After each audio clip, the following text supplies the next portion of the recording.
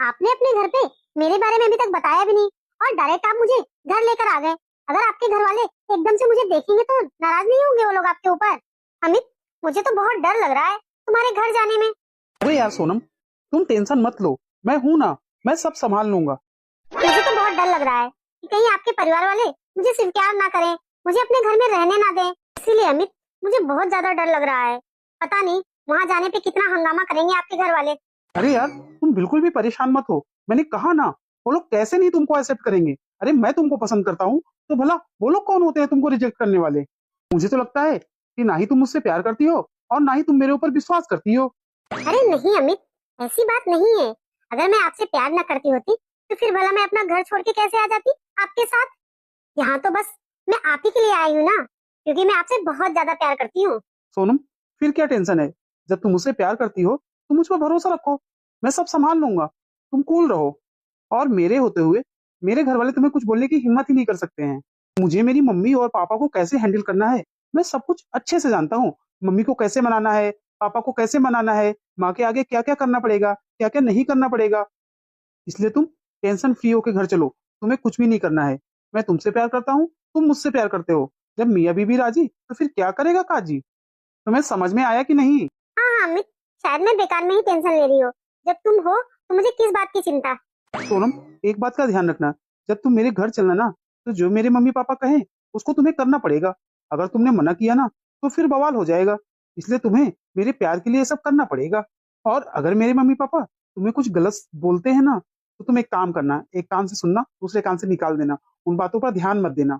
मेरे mummy papa के बातों को बिल्कुल भी अपने दिल पे मत लेना, क्योंकि माँ बाप तो ऐसे ही होते हैं, कभी अच्छा बोलते हैं कभी खराब बोलते हैं। वैसे भी मेरे माँ बाप की उम्र हो चली है, वो कुछ उल्टा सीधा बोल सकते हैं, लेकिन तुम उनकी बातों को इग्नोर कर देना। ओके अमित, मैं ध्यान रखूंगी इन सब बातों का। चलो फिर ठीक है, घर के लिए चलते हैं या यहीं खड़े रहेंगे? हाँ हाँ, चलो। अमित, मैं तो बस यही सपना देख रही हूँ कि आपके मम्मी पापा मुझे एक्सेप्ट कर लें। बस इससे बड़ी खुशी और कोई नहीं होगी मेरे लिए।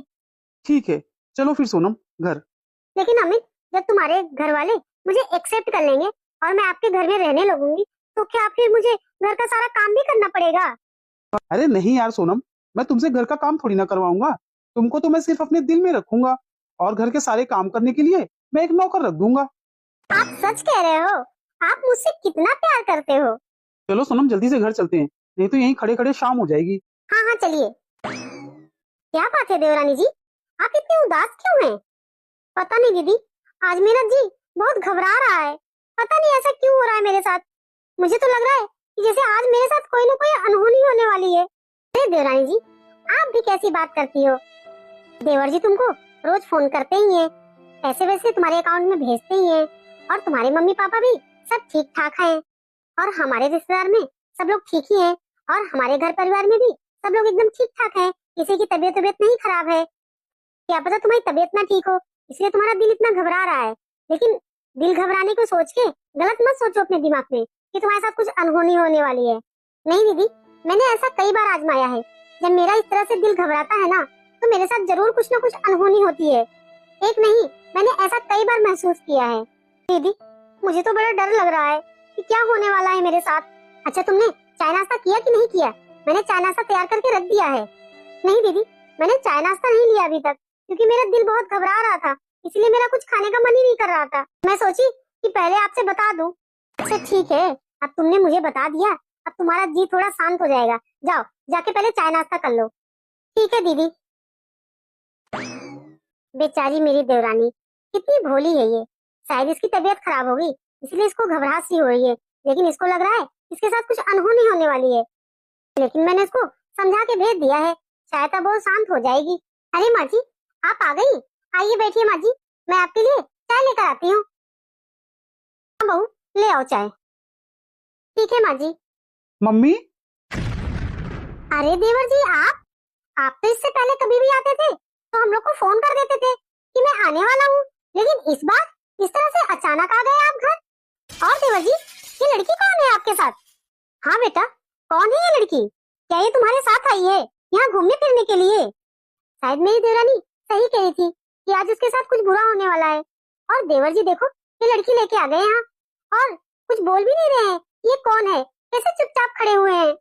अभी तक तो देवरानी जी का ही जी घबरा रहा था, लेकिन इस लड़की के साथ देवर जी को देख के अब तो मेरा जी भी घबरा रहा है।